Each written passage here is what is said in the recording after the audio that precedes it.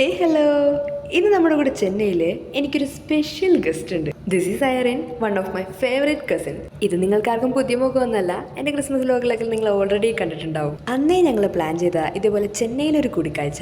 After 1 month ഞങ്ങൾ അത് execute ചെയ്തു. സോ 1 week എൻ്റെ കൂടെ കുറച്ച് നാൾ സ്റ്റേ ചെയ്യാനും ചെന്നൈ എക്സ്പ്ലോർ ചെയ്യാനാണ് അയറിൻ്റെ ഈ വരവിൻ്റെ ഉദ്ദേശം. ഞങ്ങൾ തമ്മിൽ വെറും 1 വയസ്സിൻ്റെ ഡിഫറൻസ് ഉള്ളൂ. അതുകൊണ്ട് തന്നെ കസിൻസിനേക്കാളും കൂടുതൽ ഞങ്ങൾ ബെസ്റ്റ് ഫ്രണ്ട്സ് ആയിരുന്നു. പണ്ടോട്ടെ വെക്കേഷൻ ആയി കഴിഞ്ഞാൽ ഒന്നില്ലെങ്കിൽ ഞാൻ അവളുടെ വീട്ടിൽ, അല്ലെങ്കിൽ അവൾ എൻ്റെ വീട്ടിൽ.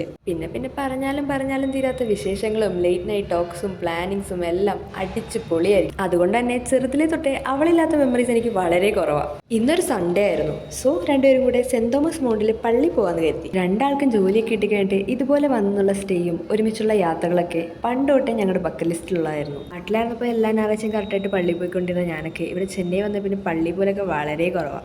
ആഗ്രഹമില്ലാണ്ടല്ല, പിന്നെ ഈ തമിഴ് കുർബാനൊന്നും നമുക്ക് അത്രയ്ക്ക് സെറ്റായില്ല. ഇവിടെ വന്ന് ആദ്യം പള്ളിയിലൊക്കെ കയറി കുറച്ച് നേരം ഇരുന്ന് പ്രാർത്ഥിച്ച്, പിന്നെ ഇവിടുത്തെ കാഴ്ചകളൊക്കെ ചുറ്റിനടന്ന് കണ്ട് അവിടുത്തെ ഹിസ്റ്റോറിക് മ്യൂസിയത്തിലൊക്കെ കയറി അവിടെ നിന്ന് ഫോട്ടോസൊക്കെ എടുത്ത് പയ്യെ നമ്മൾ അവിടെ നിന്ന് ഇറങ്ങി. തിരിച്ചിറങ്ങിയപ്പോൾ വന്ന വഴി അല്ലാണ്ട് വേറെ വഴി പിടിച്ചു. പിന്നെ വഴി കണ്ട പാനിപ്പൊടി കടയിൽ നിന്ന് മഷ്റൂമിൻ്റെ കാലാന്ന് പറഞ്ഞൊരു ഐറ്റം ഒക്കെ വാങ്ങി ട്രൈ ചെയ്തായിരുന്നു. അപ്പം ഇത്രയുള്ളൂ. ബാക്കി വിശേഷങ്ങളായിട്ട് അടുത്ത വീഡിയോ കാണാം. ബൈ.